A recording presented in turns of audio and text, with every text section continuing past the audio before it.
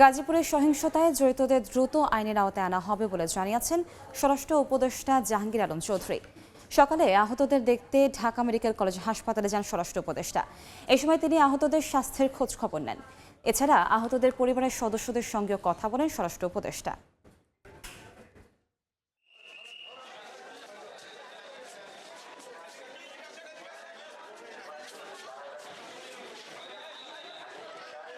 একজন পেশেন্টের অবস্থা যে আইসিইউতে আছে তারটা হয়তো 24 ঘন্টা পরে বোঝা যাবে, যেহেতু হেড ইনজুরি। ডাক্তার সাহেবরা যেটা বললো 24 ঘন্টা আগে এটা বোঝা যায় না। তো তারা সবাই ভাবতেছে যে 24 ঘন্টা পরে আলা দিলে নর্মাল হয়ে যাবে। আর অন্যান্য পেশেন্ট ওরকম নেই, ডাক্তাররা বলছে সবাই আলা দিলে ভালো হয়ে যাবে। আইনানুগ ব্যবস্থা তো নিচ্ছি এবং এটার সাথে যারা জড়িত তাদের সর্বোচ্চ বিচারের আওতায় আনা হবে।